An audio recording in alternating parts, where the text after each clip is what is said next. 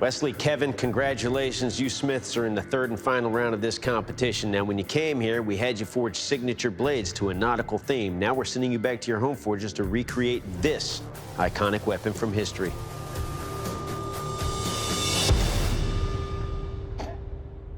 Ooh. That is the Pyrrha. And I could tell by the look of fear on your faces, you're not looking forward to this one. Good luck, bladesmiths. We'll see you in 4 days. Good luck, man. Good luck on you, too. It's day one, and we're about to get started on this Pyrrha. I'm going to be making Damascus. It looks pretty, shows a bit of skill, and I'm hoping that this Damascus will beat out a mono steel blade. Okay, and into the forge we go! I'm using 1084 and 1520 for my billets. As I'm forge welding it, I'm looking for the scale to start coming off as big flakes, because that means that they've all welded together.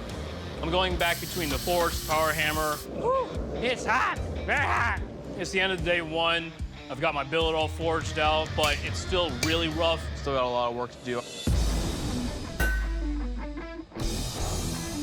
So I'm back in Ozark, Missouri, in the shop I share with other local knifesmiths here, and I'm going to be making and working on the Pyrrha.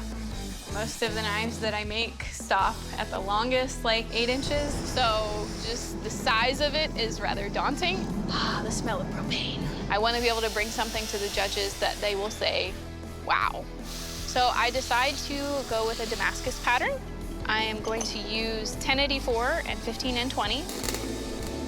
I'm going to make a handful of small billets that I will eventually combine. One giant billet would be really hard to work with, so I want to make the smaller billets to make them manageable.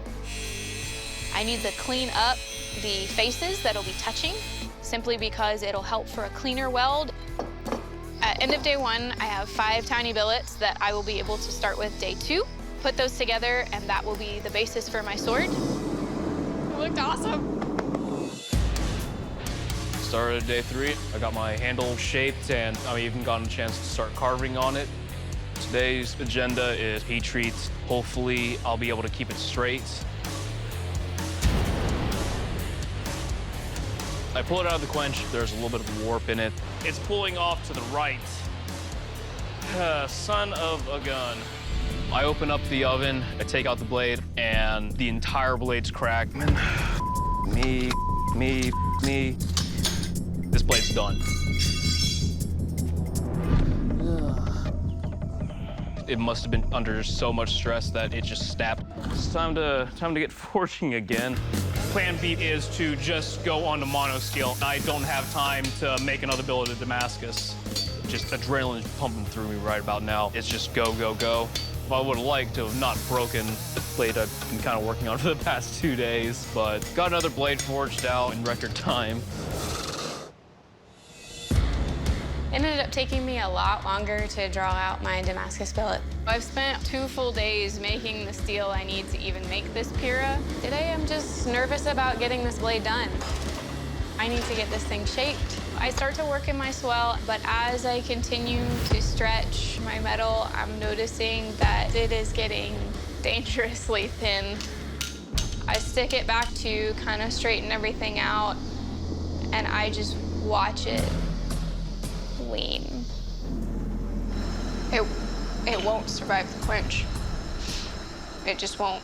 So 2.5 days in, I'm starting over with a monosteel.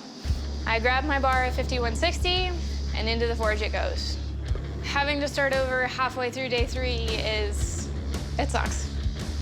It really sucks. But I'm gonna push as hard as I can to get this thing done. It's the start of day 4. Still got a lot of work to do. I gotta basically, finish the entire knife.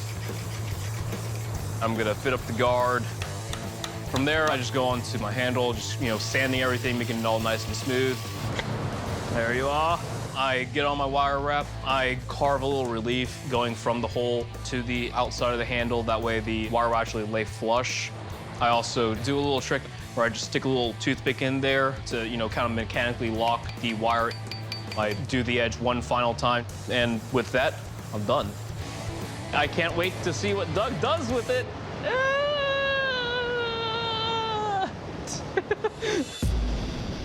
Day 4, and I have to make a Pyrrha in basically one day. I got the profile of the blade forged out. I need to finish grinding, I need to quench, and I have to put the handle together.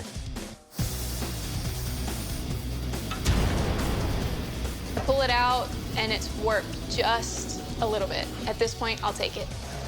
I start to work on my handle. This handle is hard to do because the tail is coming off at a really weird angle.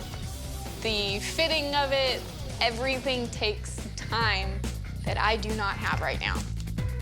I don't have the luxury to add pins, but I've got to get it stuck together, so 5-minute epoxy it is. I'm done. There's nothing else I can do. I'm out of time. I'm not turning in exactly what I wanted to turn in, but there's no quit in me, and because of that, I have a finished Pira. Bladesmiths, welcome to the keel test. Your Piras look very interesting. Now it's time to find out how lethal they are. To find that out, I will take your Piras and deliver some slashes and hacks on this boar carcass. Kevin, you're up first. You ready for this? Oh, yeah. Let's do this. This is a big hog.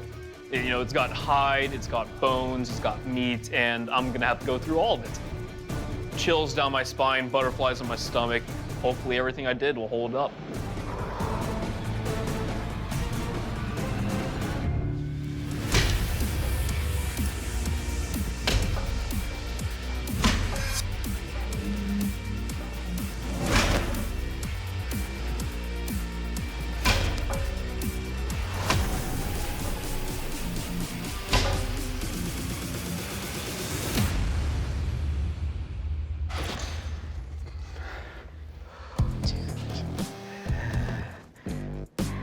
All right, Kevin, let's talk about your Pira here. You, sir, have captured the spirit of what this weapon is all about. The flare that you have there actually really allows me to really get a good grip. You have a forward weight, but it's perfectly placed right where the sweet spot is, making every cut very deep. Nothing wrong with the edge. It's still razor sharp, and it will kill. Thank you. All right, Wesley, ready to chop some pork? Ready as I'll ever be. All right, let's do it. I am quite literally shaking in my boots. This is a big pig. All I can think is my handle is gonna bust into.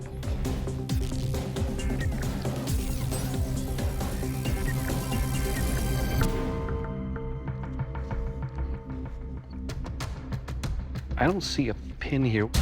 Is there any mechanical connection at all that's holding this right in there? I didn't have time. I understand.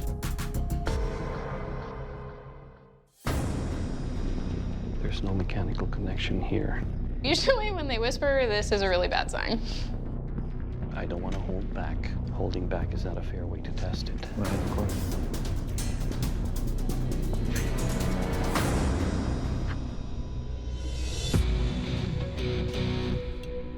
Wesley, this is always tough for any smith. We understand that the problems you had at home kind of bit you when it came to finishing that blade.